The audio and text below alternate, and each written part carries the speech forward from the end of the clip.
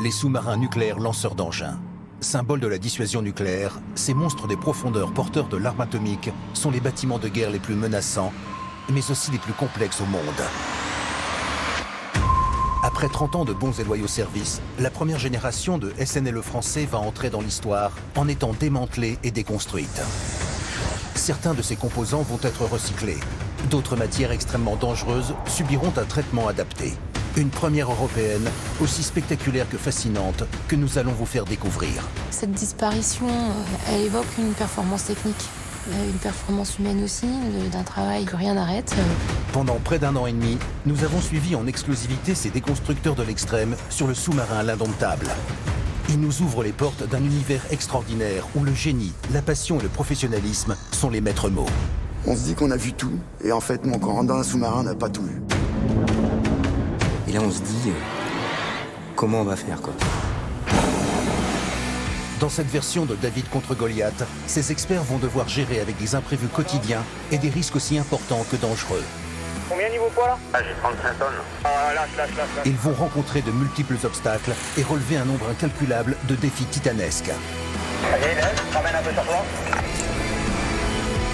Pour réaliser une telle performance, ce groupe d'hommes et de femmes est armé de technologies aussi révolutionnaires que surprenantes. On va faire un emballage pour vraiment le confiner, rendre complètement étanche. Ce châssis roulant va permettre de décaper la peinture tout en descendant dans le fond du tube. Vulgairement, on va mettre de la grenaille à l'intérieur de votre machine à laver et on va mettre les pièces dans la machine à laver à tourner pendant un certain temps. Et elles vont se trouver complètement nettoyées par la grenaille. C'est bon. Allez, tu peux y aller. Vient s'ajouter un compte à rebours détonnant, où chaque jour de perdu peut avoir des conséquences catastrophiques sur la suite des opérations. Ces experts doivent réaliser l'exploit de déconstruire ce sous-marin en un temps record de 18 mois. Nous avons pu capter des moments d'une extrême rareté avec des prises de vue inédites. Bienvenue dans les coulisses du chantier d'un sous-marin nucléaire, une déconstruction XXL.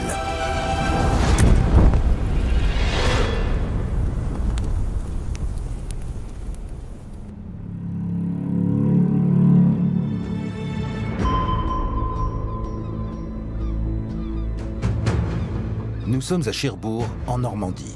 C'est ici, sur le site de Naval Group, que l'Indomptable va trouver sa dernière demeure. L'Indomptable est l'un des 6 sous-marins de la première génération de SNLE français, inauguré le 29 mars 1967 par le général de Gaulle. Cette arme redoutable a permis de faire entrer la France dans le cercle très fermé des nations disposant de sous-marins équipés de missiles nucléaires. C'est une arme qui, si elle est bien maîtrisée, est une arme absolument terrible. Et en termes de dissuasion, qui dissuade vraiment de s'attaquer aux intérêts de la France. Allez, avance maintenant. Ils auront fait franchir à notre pays pas mal de paliers technologiques à l'époque, que ce soit dans la maîtrise de la puissance nucléaire en termes de propulsion, mais aussi en termes balistiques. 5, 4, 3, 2, 1, feu.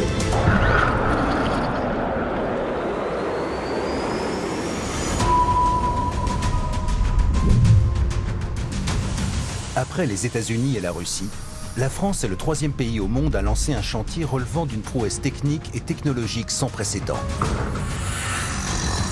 Avec une promesse d'avenir révolutionnaire, recycler près de 87% des matériaux du sous-marin. Les défis majeurs de la déconstruction des sous-marins, c'est de montrer qu'on arrive à boucler complètement le cycle de construction, réalisation, maintenance et ensuite élimination d'un système d'armes complexe. Cette déconstruction est un chantier exceptionnel. Il se déroule à quelques centaines de mètres d'où ce sous-marin a été construit. Et il a lieu dans un bassin gigantesque, d'une longueur de 200 mètres sur 36 mètres de large. Cette forme peut contenir un volume de 75 000 mètres cubes d'eau, l'équivalent de 20 piscines olympiques. Et la première étape, c'est l'échouage du sous-marin. Alors l'échouage, c'est d'abord le premier coup de stress de la déconstruction. C'est un chantier dans le chantier, l'échouage. Il y a beaucoup d'adrénaline sur l'échouage parce que c'est vraiment un moment de synchronisation. Cette opération titanesque détermine à elle seule la suite du chantier et le respect du planning. Le moindre manquement peut avoir des conséquences catastrophiques pour la suite. L'échouage nécessite de conduire l'indomptable dans ce bassin et de réussir à le poser verticalement sur ces 37 blocs spécialement conçus et positionnés pour l'accueillir. Dans le jargon, on l'appelle la ligne de Tain. C'est simplement des gros blocs de béton sur lesquels sont posées des formes en bois qui épousent la forme de la coque du sous-marin, tout simplement. Ce sous-marin, donc forcément, a une forme ronde, cylindrique. La contrainte, c'est d'aller le poser droit sur cette ligne de Tain. Pour réussir l'échouage, il faut d'abord remplir cette forme monumentale et retirer cet énorme bateau-porte de 30 mètres de large sur 14 de haut. Il assure à lui seul l'étanchéité du bassin. C'est bon? 3-4? J'ouvre le 3-4, c'est parti.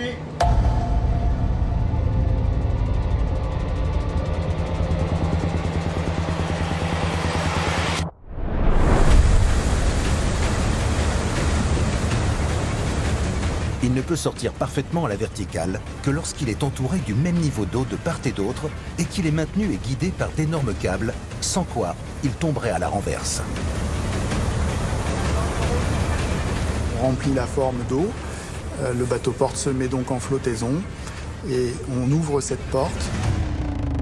De toute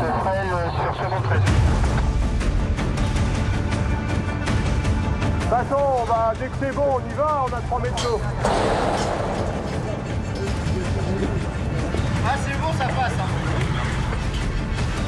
Cette première étape d'une durée de 3 heures est capitale et les obstacles à venir sont nombreux. À commencer par l'entrée dans la forme.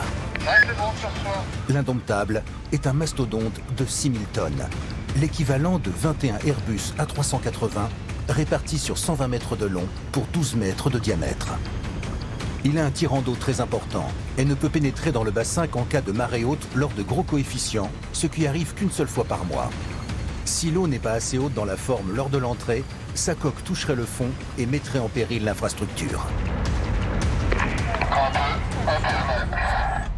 Donc encore 10 cm et c'est bon là. Lors de son retrait du service actif, l'indomptable a été complètement vidé de sa partie nucléaire pour des raisons de sécurité. Lorsqu'il se présente dans l'axe de la forme, il n'a donc plus de moteur. Du coup, il ne peut plus se déplacer par ses propres moyens. C'est là qu'entrent en jeu les militaires de la Marine nationale. Ces experts de la navigation vont guider le SNLE dans sa dernière demeure. Donc on a d'une part des remorqueurs qui assurent la traction, hein, c'est comme si vous remorquiez votre voiture, hein, tout simplement. Et puis de part et d'autre, on a à l'avant, à l'arrière et de chaque côté, on va avoir des bateaux pousseurs dont le rôle est simplement de guider latéralement le navire. Là, on a encore 15-20 cm à aller chercher. Il va falloir faire manœuvrer cet ensemble de bateaux et de remorqueurs doucement dans l'axe de la forme, avec des marges de manœuvre assez étroites de chaque côté de la forme.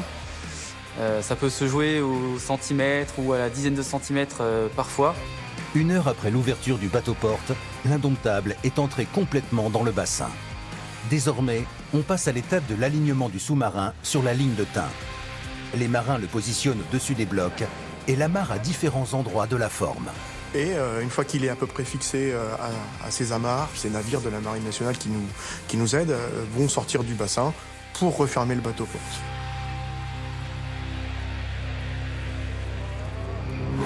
Refermer le bateau-porte est une nouvelle épreuve périlleuse. Reprends un petit peu. Il doit assurer la parfaite étanchéité de la forme en étant seulement plaqué par la masse de l'eau du port. C'est bon? Tu peux brancher? Ouais. Pour que cela fonctionne, le volume d'eau doit être plus bas à l'intérieur qu'à l'extérieur de la forme. C'est là qu'entrent en jeu des pompes XXL capables de vider 18 000 m3 par heure. Ces pompes ont besoin de beaucoup d'énergie, beaucoup d'électricité, et donc on ne peut pas les démarrer et les éteindre comme on pourrait démarrer et éteindre n'importe quel appareil électrique ménager. Et le temps est compté. Ils doivent synchroniser la fermeture du bateau-porte, la vidange de la forme et le positionnement du sous-marin au-dessus de sa ligne de Tain avant la marée descendante. Un défi colossal que ces professionnels se doivent de relever en moins de 45 minutes. Si jamais on n'arrivait pas suffisamment rapidement à positionner le bateau et enclencher la station de pompage pour vider la forme, la marée descendant, le bateau porte ne plaquerait plus sur son joint et donc viendrait à basculer. Ce jour-là, un autre élément vient compliquer l'échouage, la météo. S'il y a trop de vent, il bouge. Le vent se lève avec des rafales dépassant les 50 km/h. Une contrainte supplémentaire qui peut faire échouer la pose droite du SNLE sur la ligne de Tain. Ça reste quand même un sous-marin qui est assez haut sur l'eau et qui peut avoir un tirant d'air assez important. C'est-à-dire qu'une grosse rafale de vent peut le faire dévier. On a une marge de manœuvre sur les teints qui sont de l'ordre de quelques millimètres sur les blocs de bois. Et sur l'inclinaison du sous-marin, on est de l'ordre de moins d'un quart de degré. Moins d'un quart de degré, c'est simplement invisible à l'œil nu.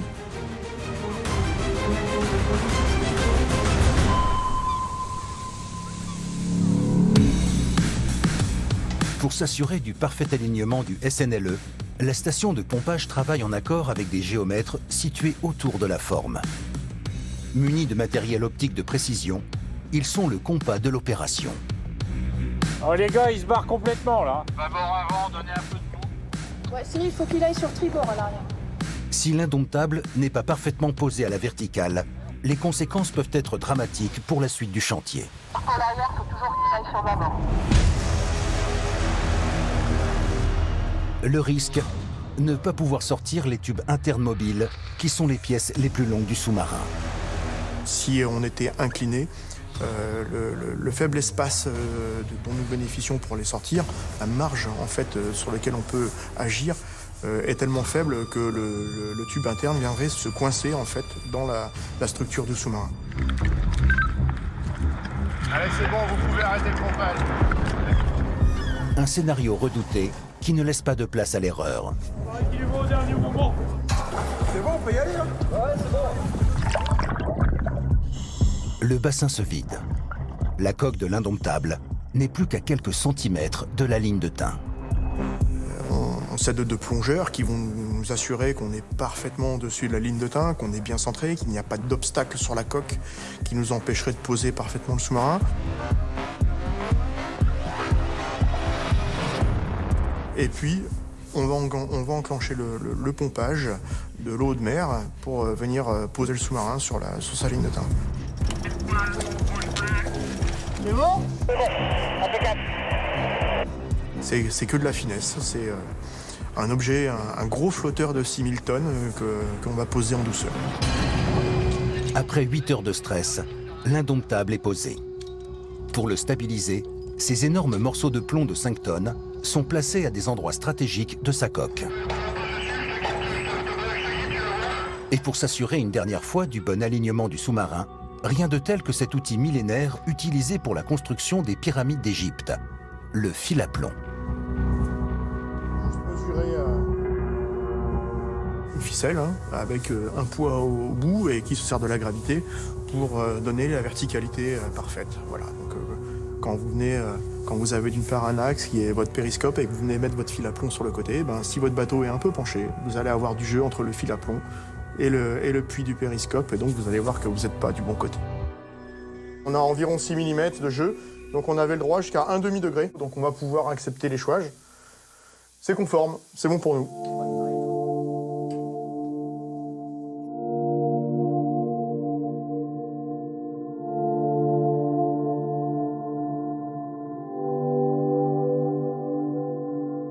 8 heures plus tard, l'échouage de l'indomptable est réussi. Un soulagement et une fierté pour toute l'équipe. Première réaction, c'est ouf et c'est super les gars, on l'a fait. On était tous trempés comme des soupes, mais assez fiers d'arriver à cette étape-là. Ouais. Et on a une grosse baleine dans le bassin et comme on dit généralement dans notre établissement, quand on veut manger une baleine, on va la couper en petits morceaux. L'indomptable s'apprête à être complètement désossé. La course contre la montre est lancée. Dans 18 mois, ce bassin sera complètement vide et prêt à accueillir un autre bateau. Un timing tiré au cordeau qu'il faut respecter coûte que coûte. Pour commencer le chantier, il faut nettoyer la coque. L'indomptable est resté dans le port de Cherbourg pendant 15 ans avant d'être déconstruit.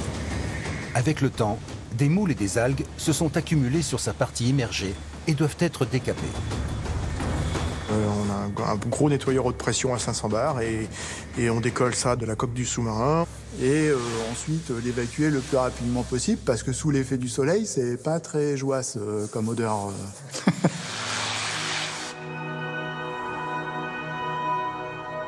En parallèle, les ouvriers installent l'électricité, la ventilation et la sécurité incendie à bord du SNLE.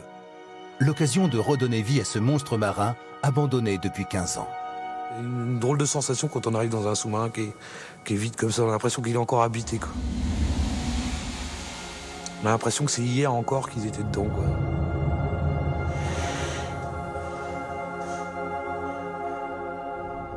On a vraiment l'impression d'un bateau qui sort de mission avec tout simplement une couche de poussière par-dessus pour nous montrer que le temps a passé.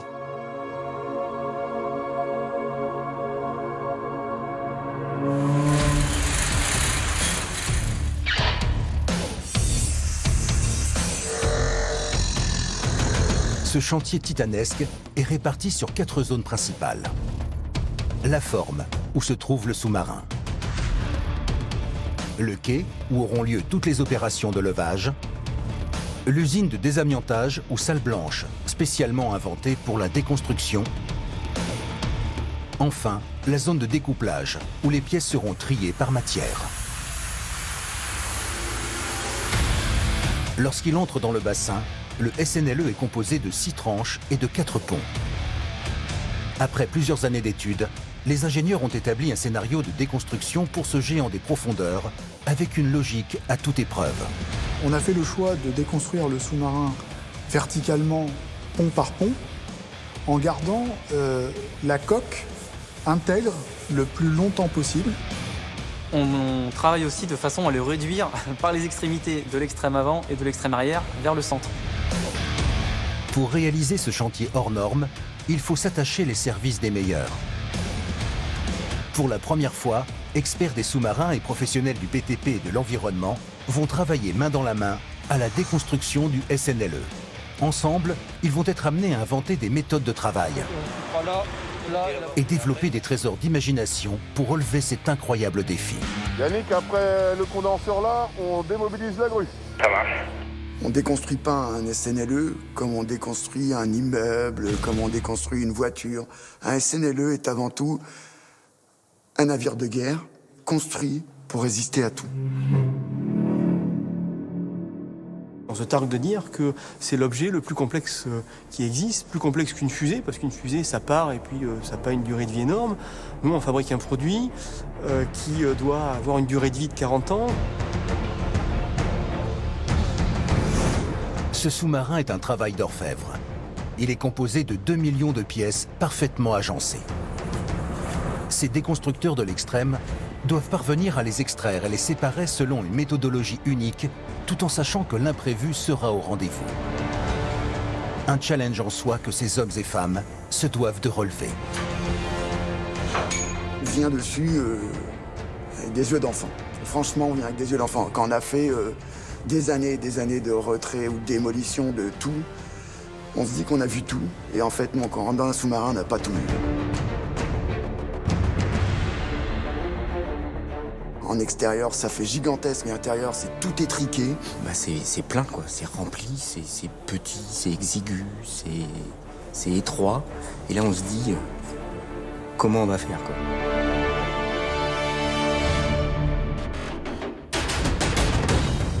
D'abord, on cède de l'existant. Les sous-marins nucléaires lanceurs d'engins français sont uniques en leur genre.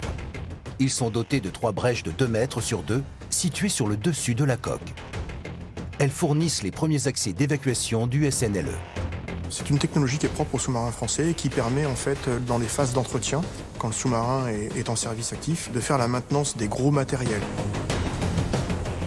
On enlève ces brèches, qui sont des bouffons, hein, ni plus ni moins, en acier, assez lourd, et on commence le curage, la phase de curage, pour se faire de la place à bord du sous-marin. Le curage, c'est le démontage mécanique de tout ce qui se trouve à l'intérieur du sous-marin. Une étape indispensable pour ouvrir la coque de l'Indomptable. À commencer par le plafond. Il faut enlever tout le matériel, les câbles, les tuyauteries, les organes mécaniques, les pompes, tout ce qui se trouve au plafond. Je pourrais pas vous le lister, mais il y a quand même des kilomètres de câbles à bord du sous-marin, c'est un vrai labyrinthe.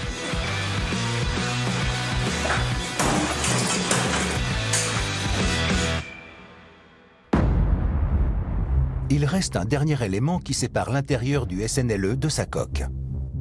Pour éviter le choc thermique entre l'habitacle du sous-marin et la froideur des profondeurs, les constructeurs de l'Indomptable ont recouvert l'intérieur de la coque d'une épaisse couche de liège. Il y a beaucoup de liège à bord du bateau. Malgré que le sous-marin fasse 125 mètres de long, plus ou moins, le liège est réparti partout, sur les coups, partout.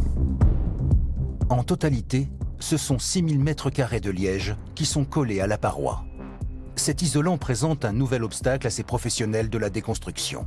Il est recouvert d'une peinture au plomb, une substance dangereuse à manipuler avec précaution avant d'ouvrir le sous-marin, sans quoi ce serait une catastrophe sanitaire et environnementale. La particularité du plomb, c'est que dès qu'il est chauffé à forte température, ça dégage des fumées toxiques qui sont nocives pour l'être humain. Et bon, ça rentre directement dans le sang. Ça va vraiment vous plomber le sang, entre guillemets. Après une batterie de tests, les experts de la déconstruction ont opté pour une méthode de retrait simple, mais extrêmement efficace. Ils ont mis au point un marteau à air comprimé. Cet outil redoutable présente l'avantage de ne pas faire d'étincelles et d'être assez puissant pour réussir à enlever le liège solidement collé à la coque. C'est comme un marteau-piqueur, sauf qu'au lieu d'être électrique, il fonctionne avec de l'air comprimé. On y installe des burins, une spatule. On décape petit à petit la coque avec ça.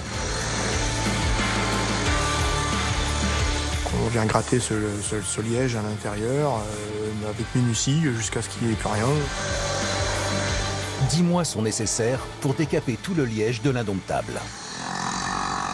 Une fois les plafonds vidés, tout semble réuni pour ouvrir la coque par le dessus. Seulement, il est impossible de découper le sous-marin sans affronter l'ennemi majeur du chantier. Après le plomb, un autre danger guette et va nécessiter une attention toute particulière, l'amiante. Cette fibre minérale extrêmement robuste permet d'isoler de la chaleur et d'éviter la fissuration des peintures soumises à la corrosion des profondeurs. Elle est redoutée par les déconstructeurs car la moindre particule créée lors de la découpe peut avoir des conséquences terribles sur la suite du chantier.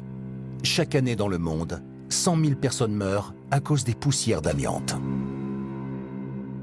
C'était un matériau absolument magique par ses capacités, mais qui, malheureusement, avec le temps, s'est montré aussi dévastateur d'un point de vue sanitaire.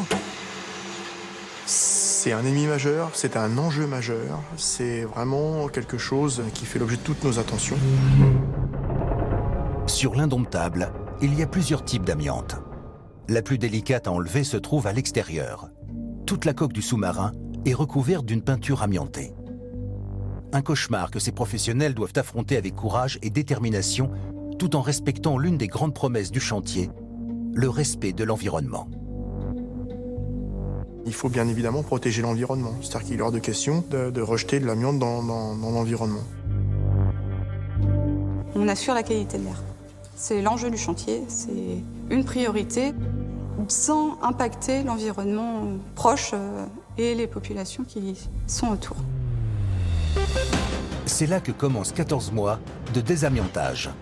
Pour éviter que de la poussière d'amiante soit rejetée dans l'atmosphère, les experts du désamiantage ont mis au point des structures monumentales à l'efficacité redoutable. Ils montent d'énormes échafaudages tout autour des zones à désamianter. Les structures mesurent 20 mètres de haut pour 20 de large, allant jusqu'à 35 mètres de long. Elles sont habillées d'énormes bâches spéciales pour servir de boucliers à l'amiante. On va venir recouvrir cette structure en échafaudage avec cette peau plastifiée complète, donc le sol, les murs sur les côtés, le toit. On va envelopper le sous-marin dans un grand sac plastique.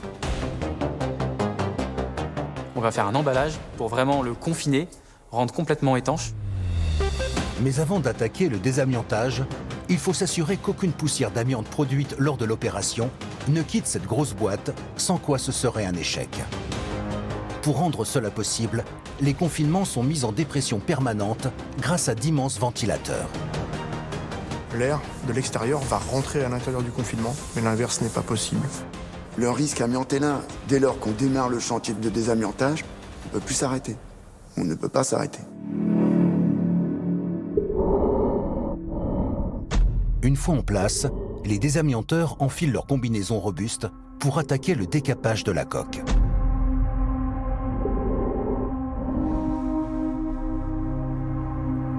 Chaque espace est rendu étanche par tous les moyens pour éviter que la poussière d'amiante puisse être en contact avec la peau ou pire encore, puisse être respirée par les opérateurs. En complément, une précaution est prise au niveau du masque. Il y a de l'air qui rentre dans le masque pour mettre le masque en surpression pour éviter que des fibres d'amiante ou de poussière puissent éventuellement rentrer. Une fois armés, ces pros de l'amiante pénètrent dans le confinement par une série de sas.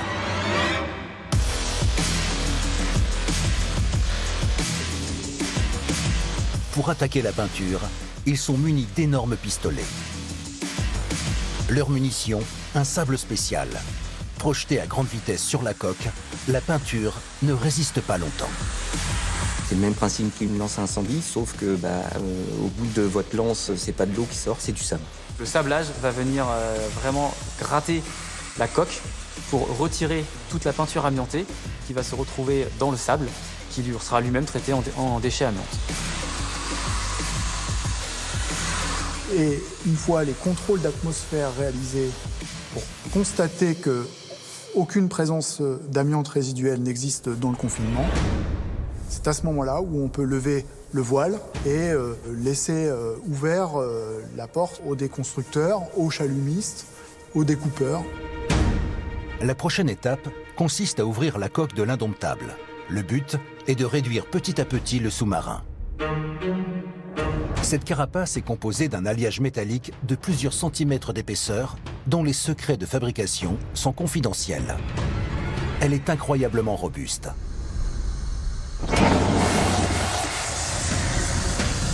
Elle va être découpée par une armée de chalumistes au savoir-faire éprouvé.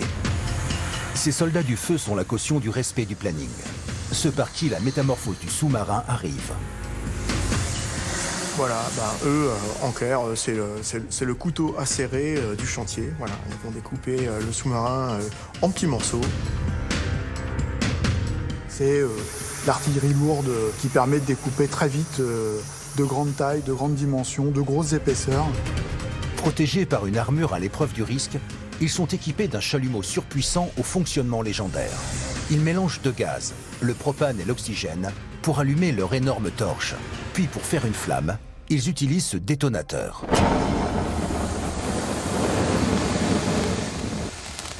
Ça crée une étincelle au bout et hop, ça vous allume la flamme. Une fois que c'est allumé, il faut une certaine flamme pour avoir une forte propagation de chaleur. Donc il faut régler ce chalumeau. Une fois que vous engagez la flamme sur le bateau, vous chauffez votre tôle. Une fois que la tôle est bien rouge, on va propulser de l'oxygène en plus pour pouvoir chasser le métal en fusion. Et le métal en fusion, c'est ce que vous voyez, les étincelles. La coque est chauffée à 1300 degrés, soit la température de la lave en fusion lors d'une éruption volcanique. Ce procédé effroyablement efficace présente un risque majeur, l'incendie. On est en présence de matières combustibles, de matières inflammables, on est des hydrocarbures, des huiles. C'est un endroit exigu où la chaleur s'accumule vite et qui peut être très vite enfumée. Le risque, s'il y a un départ de feu, c'est que les opérateurs qui sont à l'intérieur se trouvent emprisonnés par les fumées et puis là, plus moyen de sortir. Le risque, il est énorme quand même pour les opérateurs qui sont à bord.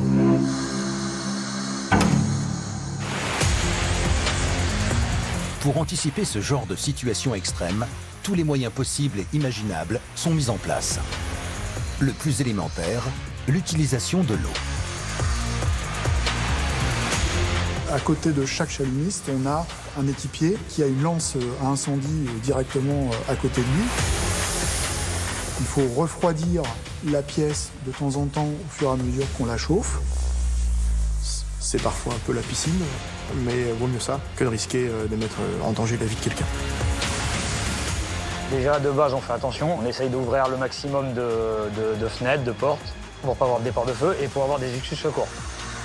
Il faut que l'air circule, il faut avoir des sorties, et ça permet d'avoir de la ventilation en même temps.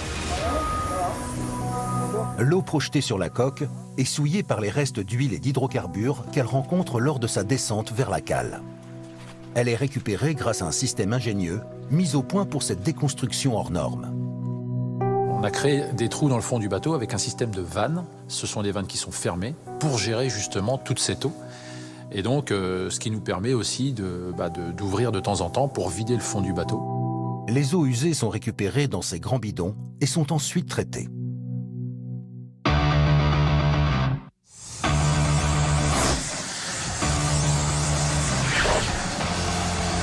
Les chalumistes coupent littéralement le sous-marin en tranches de 3 mètres sur 2.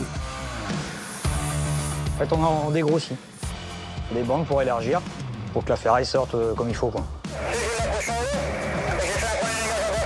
On va aller préparer des crocs pour venir accrocher la pièce. Donc on fait des trous, je dirais, aux 4 coins du carré de coque pour pouvoir y mettre donc les sangles et la manutentionner.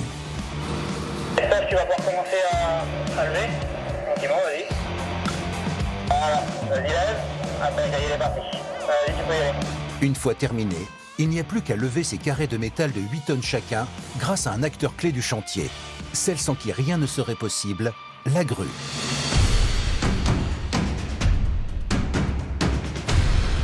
Perchée à 27 mètres de hauteur, elle peut se déplacer pour couvrir l'intégralité du SNLE grâce à ses rails. Elle est capable de lever jusqu'à 12 tonnes à l'axe du navire. Alors oui, la grue, c'est vraiment l'outil principal du chantier. Sans grue, on ne peut rien faire. C'est-à-dire qu'on peut déconstruire le bateau, mais on le laisse sur place. Donc tout doit passer par la grue, ce qui veut dire qu'il faut coordonner les travaux assez finement. En complément, une deuxième grue permet de transporter des outils et des petites pièces de l'indomptable. La première grande mission de la grue consiste à sortir les éléments du massif, la structure au-dessus de la coque du sous-marin qui permet de contenir les périscopes. Ce massif pèse 50 tonnes. Il représente à lui seul toute la complexité du chantier. Le massif est constitué d'un enchevêtrement vraiment de pièces métalliques avec du câble et périscopes, le tout recouvert de panneaux composites et l'ensemble étant protégé par de la peinture amiantée. Ces professionnels vont fournir un travail titanesque pour venir à bout de ce symbole. 4 semaines sont nécessaires pour le déconstruire. Jour après jour, le massif de l'indomptable est dépouillé de ses périscopes, ses antennes, ses mâts de communication et ses cloisons pour finir en apothéose par ses ailerons.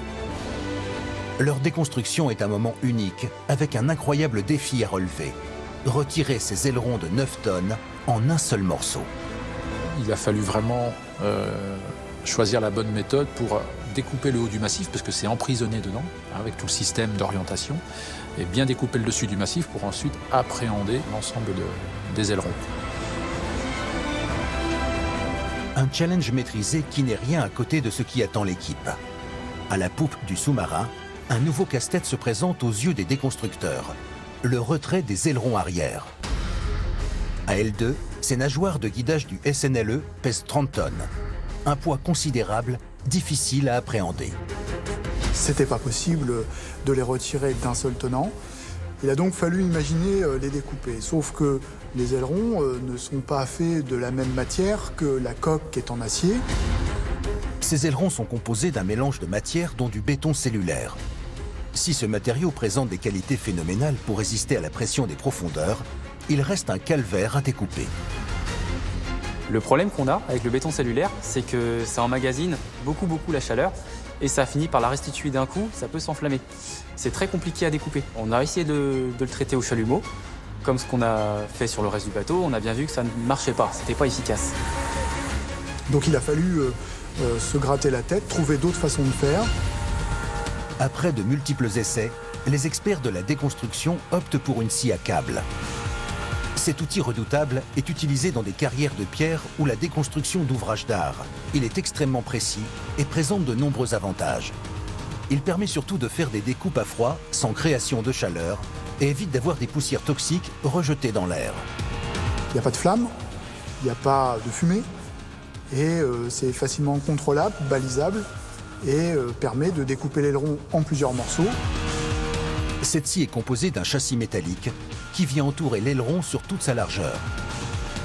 Elle est équipée d'un moteur électrique qui vient entraîner un câble à grande vitesse.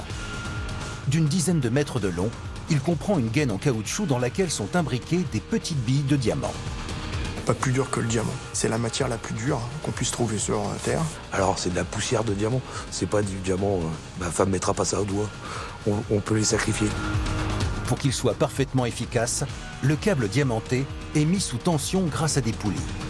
Il reste ensuite à régler sa vitesse. Le câble ne doit aller ni trop vite ni trop lentement, sans quoi il pourrait casser. Les experts sont parvenus à déterminer une vitesse de croisière de 50 mètres par seconde. Il permet ainsi de découper 10 cm par heure. En totalité, 8 heures sont nécessaires pour venir à bout de cet aileron. Il va venir grignoter notre aileron petit à petit, et peu importe le matériau, que ce soit du béton cellulaire ou de l'acier, on va avancer. On va juste le tendre pour qu'il puisse se refermer comme ça. Il faut gérer l'avancement du câble, il faut la tension du câble, et en cas de problème, il faut du personnel à côté pour gérer cette scie à câble. Bien qu'il n'y ait pas d'étincelle ou de flamme, il est nécessaire de refroidir le câble diamanté avec de l'eau pendant toute l'opération. Résultat, une découpe ultra propre qui ne dégage aucune poussière.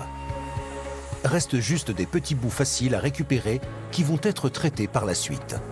Soutenu depuis le départ par un système d'échafaudage, l'aileron est parfaitement calé pendant toute la découpe. Il est calé, il ne bougera pas d'ailleurs. C'est-à-dire que dès qu'il est coupé, en fait, on ne se rend même pas compte qu'il est coupé. Il n'a pas bougé d'un millimètre. Et après, on vient avec la grue et des élingues, simplement ceinturer le morceau qui est coupé et le relever pour aller le traiter. C'est là qu'arrive le clou du spectacle, l'attaque de la tranche E, la tranche qui accueillait les missiles nucléaires. Pour y accéder, ces pros de la déconstruction doivent ouvrir le sésame, les portes supérieures. Lors d'un déclenchement d'attaque nucléaire, elles sont celles par qui tout commence. Une fois que la coque est chalumée sur le dessus du bateau, on peut sortir les times un par un. Les times pour les tubes internes mobiles. Ce sont 16 immenses tubes d'aluminium de 4,5 tonnes chacun. Ils composent la tranche missile du SNLE. Ce sont les pièces les plus volumineuses du sous-marin. 2 mètres de diamètre sur 12 mètres de hauteur. La taille d'un immeuble de 4 étages. Il traverse tout le SNLE. C'est une grosse enveloppe qui sert en fait à régler la position du missile dans son tube lance-missile. Vous imaginez 2 tubes concentriques, l'un dans l'autre, avec un très faible jeu. Il fait la hauteur du tube lance-missile, c'est-à-dire le diamètre du sous-marin. Ces times doivent être sortis en un seul morceau. Un enjeu de taille et une opération réalisable seulement si le navire a été parfaitement posé à la verticale sur sa ligne de tain. Sans quoi, le tube ne pourrait pas sortir. L'Indomptable a bien été posé à la verticale. Reste à voir s'il n'a pas bougé entre-temps. Avec l'avancée du chantier, il n'est pas impossible qu'il ait tourné un peu. L'enjeu est de taille et va conditionner le reste du planning de déconstruction. Si le sous-marin n'est pas bien posé, il nous sera impossible de retirer la pièce d'un seul tenant. Et alors là, il faudra faire face à un plan B. L'opération commence par retirer tous les câbles de guidage et de verrouillage du missile qui relient les tubes au sous-marin pour les désolidariser du reste du bateau.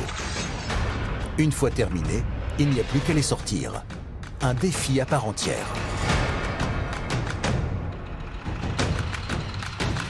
La contrainte qu'on a eue, nous, de notre côté, c'est vraiment de trouver ce moyen pour pouvoir les sortir ensuite du bateau, puisque les moyens des années 70-80, nous, on les a pas. Pour relever cet incroyable challenge, les professionnels de la déconstruction ont conçu spécialement pour le retrait des timbres des moyens de levage pour les accrocher à la grue. Ils les ont baptisés les mains de fer. Alors c'est comme une main, hein, vous voyez, une main comme ça, enfin je vais prendre celle-là parce que... Avec le système de la grue, avec les chaînes, on vient tirer et se loger sur le côté du tube interne. Il y a des ouvertures qui nous permettent d'aller appréhender justement et de mettre en place ces mains de fer à cet endroit-là. Ok Adrien, tu vas pouvoir lever gentiment. Ça y est, les mains de fer sont en place. L'opération de levage peut commencer. Vas-y, doucement, vas-y. Là, on va jouer de coordination entre le chauffeur de la grue, le grutier, le responsable de la manœuvre sur le quai qui va coordonner toute la manœuvre, et les gens qui vont être à bord en aveugle, qui ne voient pas ce qui se passe à l'extérieur, parce qu'on n'a toujours pas de fenêtre sur les sous-marins. Ça monte, vas-y. Ouais, impeccable, super, vas-y. La sortie des timbres est une réussite. Le premier sort parfaitement. Seulement, un nouvel élément peut compliquer l'opération et la rendre dangereuse. Le vent. Attends, attention Adrien. Attends 2 secondes, attends 2 secondes. Lors de la levée d'une pièce aussi volumineuse, les rafales ne doivent pas dépasser les 70 km/h, sinon les conséquences seront catastrophiques. Une fois que c'est parti, il y a une grosse prise au vent sur la pièce part en ballon. Et le risque final, c'est vraiment que la grue bascule. Attends, stop, attends. Et que le grutier qui est à 27 mètres de haut, si ça bascule, ben, il bascule avec. Hein. C'est bon. C'est bon, tu peux y aller. Un scénario terrible, maîtrisé par ces experts du BTP. Les tubes volent à 10 mètres au-dessus du chantier. Un spectacle en soi. Une fois sur le quai, commence une nouvelle opération. La grue pose le timbre à la verticale. Il faut le faire basculer à l'horizontale pour pouvoir le transporter. C'est là qu'entre en jeu la deuxième grue. Une fois qu'il va être relevé sur le quai, il sera en position verticale. Nous allons accrocher des élingues, un deuxième point en partie basse. Et là, c'est toute une synchronisation entre les deux grues pour pouvoir faire le basculement. Vas-y, essaye de lever. Vas-y, tu peux relever. Démasse un peu, je vais revenir sur toi. Relâche. Vas-y. Vas-y, c'est bon. Et donc, on vient pour le mettre à l'horizontale et pouvoir le poser sur une remorque de transport.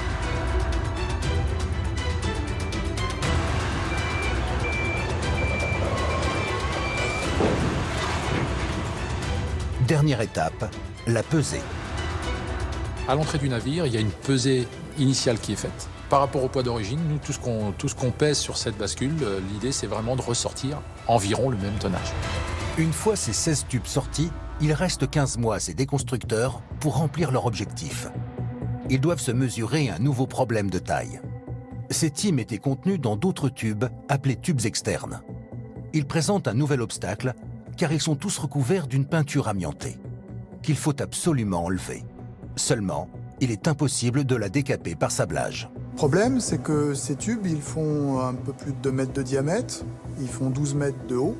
Envoyer un opérateur faire du sablage là-dedans en garantissant sa sécurité serait un petit peu compliqué. Pour y remédier, les ingénieurs du chantier ont redoublé d'inventivité. Ils ont trouvé un moyen audacieux et novateur pour désamianter ces énormes tubes. Après avoir monté un confinement gigantesque, ils ont pu installer une machine avant-gardiste. On a créé un robot qui vient se positionner à l'intérieur du tube, qui est relié avec des petites roulettes le long du tube pour pouvoir faire en sorte qu'il monte et il descende. Ce robot, le voici. Ici, pas de sablage, mais un jet haute pression d'une puissance de 3000 bars, 30 fois celle d'un Karcher domestique. Cette technologie sans égale est l'une des grandes prouesses du chantier de déconstruction. Il a une tête rotative qui est entraînée par de l'air comprimé. Et sur cette tête-là, on a installé des lances avec des buses de Karcher, des buses de nettoyeur haute pression qui permettent de diffuser l'eau. Ce châssis roulant va permettre de décaper la peinture tout en descendant dans le fond du tube, et ce donc sans intervention humaine. Et pour protéger les opérateurs des jets d'eau remplis d'amiante, les experts ont créé cette cloche imposante. Placée sur le haut du tube, elle assure une parfaite étanchéité du travail du robot.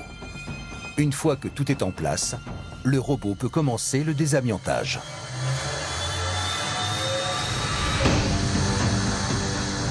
Ces buses projettent 26 litres d'eau par minute. La peinture ne résiste pas à une telle puissance. On descendait le robot et une fois qu'il était arrivé en bas, on faisait une remontée toujours en pression et ça on le faisait 2 ou 3 allers-retours. Ensuite on laissait assainir à l'intérieur du tube pour faire un contrôle visuel. Et à partir de ce contrôle visuel, soit on refaisait une passe, soit on passait au tube suivant. Une fois les 16 tubes externes décapés, les chalumistes reprennent du service.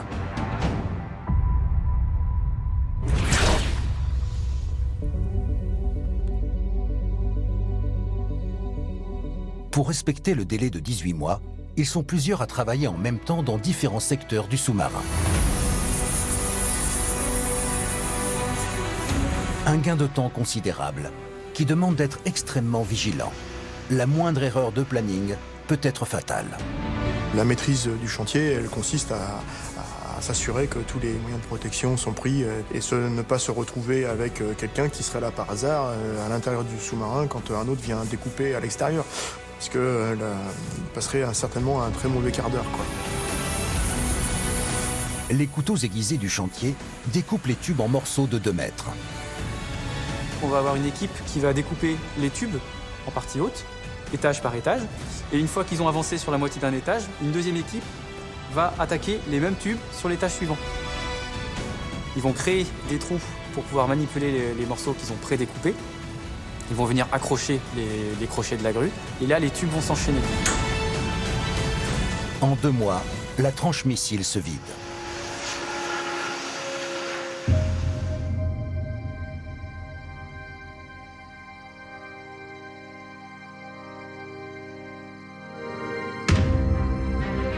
« 9 mois après être entré dans le bassin, l'indomptable présente un tout autre visage. C'est passionnant de voir l'évolution de sa déconstruction. C'est vraiment des avancées à chaque fois et un progrès permanent. On concrétise chaque jour, on avance, on enlève des pièces, on voit que ça avance. Le rythme s'accélère au fur et à mesure que le temps passe.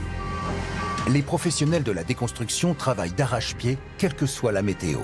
Ils sont dans l'obligation de gagner leur course contre la montre. Un des nombreux défis à relever est de s'attaquer à une partie emblématique d'un sous-marin, ses ballasts. Ces énormes réservoirs se vident ou se remplissent d'eau et permettent ainsi au SNLE de plonger ou de remonter à la surface. C'est le verre d'eau qu'on met dans sa baignoire et qu'on voit remplir tout doucement et qui se met à couler. Voilà, c'est le même principe pour un sous-marin, d'une façon beaucoup plus maîtrisée, heureusement pour l'équipage. Ces ballasts sont eux aussi intégralement recouverts de peinture amiantée. Mais ils présentent une contrainte supplémentaire. Cette fois-ci, aucun confinement avec une sableuse, ni aucun robot n'est envisagé.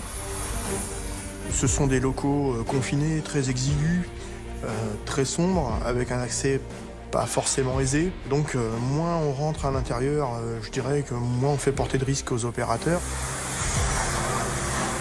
Le choix qui a été fait, c'est de les découper en morceaux de l'extérieur pour les traiter dans une unité mécanique de désamiantage.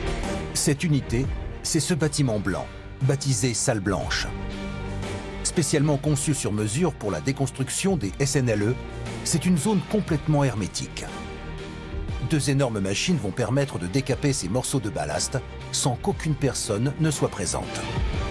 Ce n'est plus la main de l'homme qui va traiter, comme sur le bateau, directement l'amiante avec des canons pour sabler. Là, c'est des grenailleuses dans un circuit fermé, étanche.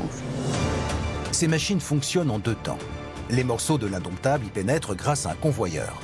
Leur entrée dans la grenailleuse déclenche 8 turbines qui projettent immédiatement des petites billes métalliques à grande vitesse sur la peinture amiantée. Vulgairement, On va mettre de la grenaille à l'intérieur de votre machine à laver et on va mettre les pièces dans la machine à laver à tourner pendant un certain temps. Et elles vont se trouver complètement nettoyées par la grenaille. La peinture est pulvérisée par la grenaille et devient de la poussière d'amiante. La machine les aspire directement pour éviter qu'elles se propagent dans l'air. Lorsque les morceaux de ballast sortent des grenailleuses, elles sont propres et prêtes à être chalumées. Un an après l'entrée au bassin, l'indomptable est littéralement coupé en deux. L'essentiel de l'intérieur a été vidé, dépollué du plomb et de l'amiante. Les déconstructeurs doivent s'attaquer à la zone la plus redoutée du SNLE, la tranche A. La déconstruction de la partie propulsion du sous-marin est un des défis les plus difficiles à relever sur le chantier. C'est probablement l'une des tranches les plus complexes à déconstruire parce que c'est à cet endroit qu'on a les équipements les plus enchevêtrés, les plus lourds aussi. Donc il faut les démonter, il faut réfléchir à la manière dont on va le faire. Les experts ont en ligne de mire les deux condenseurs. Ce sont des pièces indispensables au fonctionnement de la chaufferie nucléaire qui permettent à la fois la propulsion et la production d'électricité pour le bord. Ces condenseurs de 20 tonnes chacun sont entrés d'un seul bloc lors de la construction de l'indomptable et vont devoir sortir en un seul morceau. Ce sont des pièces mécaniques vraiment importantes, vraiment de grandes dimensions, lourdes, compliquées d'accès. Mais en plus, elles sont revêtues d'amiante. Les soulever relève de la prouesse technique. La grue du chantier n'est pas en capacité de porter un tel poids. Les experts ont décidé de faire appel à une grue surpuissante capable de soulever ces monstres d'acier. Cette araignée permet de soulever jusqu'à 700 tonnes. Sur ce genre de manipulation, il vaut mieux surestimer le poids du condenseur plutôt que de le sous-estimer. Le risque, c'est de retrouver la grue en bas, quoi. On n'a pas le droit à l'erreur dessus.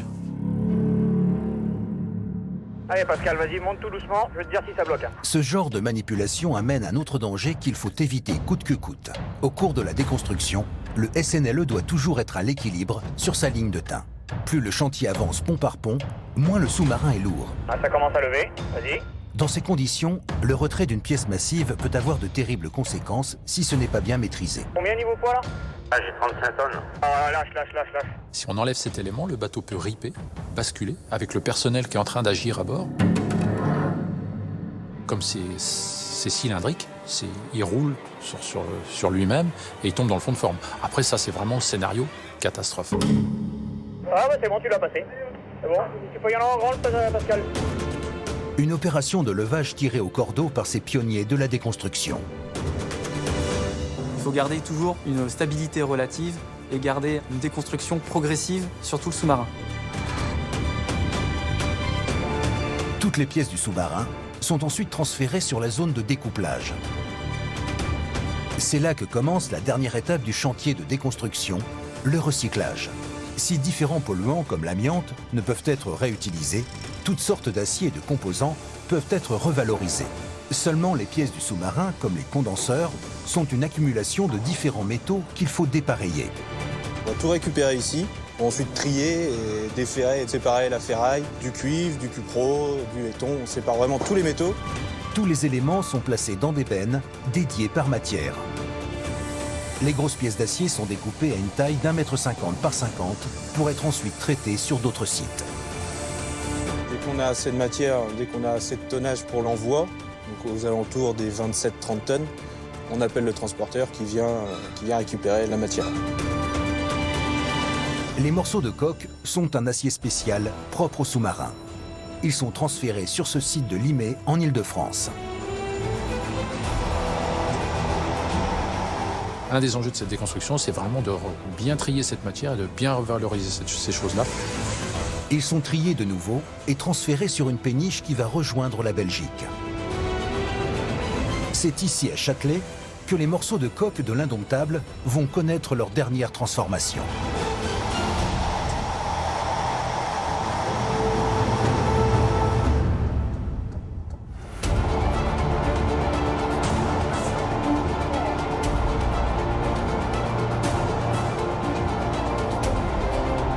Une fois déchargés, Ils sont directement transférés dans ces énormes fours où ils sont refondus à une température de 1700 degrés. Avec un peu de chance, on retrouvera peut-être des bouts de sous-marins de l'Indomptable dans les futurs sous-marins. 100% de l'acier de l'Indomptable est recyclé.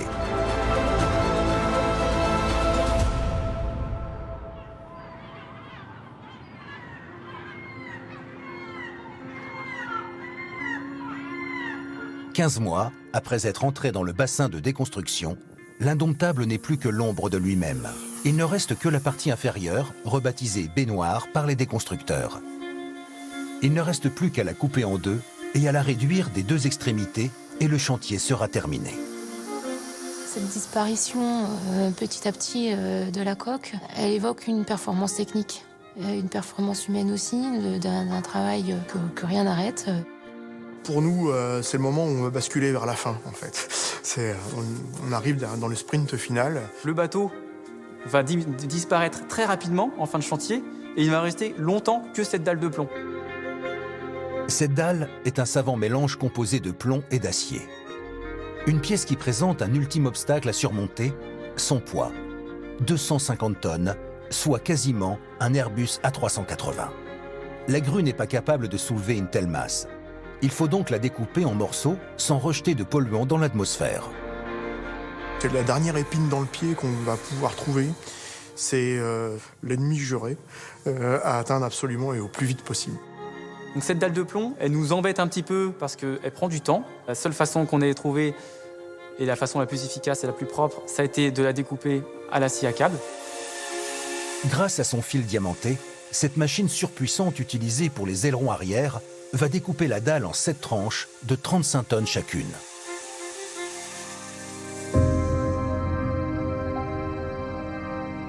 Un mois plus tard, la dernière pièce de l'Indomptable s'en va vers un site où elle sera recyclée. Le pari des 18 mois de chantier a été remporté. Une prouesse que ces pionniers de la déconstruction viennent de réaliser ensemble. On a réussi à faire ce qu'on devait faire en temps et en heure. On est assez fiers de nous car tout s'est bien passé. On arrive à tout traiter. 100% de la masse du sous-marin a été tracée, fléchée, ciblée vers des filières. Donc c'est en fait le résultat d'un défi qui a été relevé. Ils ont même dépassé leur objectif de valorisation des déchets de 3% en atteignant les 90% de matières recyclées. Une promesse d'avenir qui fait entrer l'industrie navale dans une nouvelle ère. Un défi exceptionnel lancé en 2012, réussi par ces femmes et ces hommes qui ont participé à marquer l'histoire en faisant entrer la France sur le podium de la déconstruction des sous-marins nucléaires lanceurs d'engins. Ils sont nés d'une certaine façon, ils ont été maintenus, on les a fait évoluer. Après, on a participé à ces évolutions et de voir à la fin la manière dont ils ont vieilli et de ce qu'on peut retirer pour les générations futures, nous permet de vraiment avoir quelque chose qui est, de notre point de vue, qui a une valeur quasiment inestimable. Ma famille, moi, a contribué à la construction de cette génération de sous-marins. Et je ferme une boucle, celle que mon grand-père et mon père ont pu, à l'époque, construire eux. 4 autres sous-marins vont être déconstruits de la même manière. Le 6e, le Redoutable, est le dernier survivant de cette première génération de SNLE français. Il a été conservé à la Cité de la Mer de la ville de Cherbourg, qui en a fait un musée. Un bijou de technologie et de savoir-faire français, entré à jamais dans les annales comme le premier et l'unique sous-marin nucléaire lanceur d'engins visitable au monde.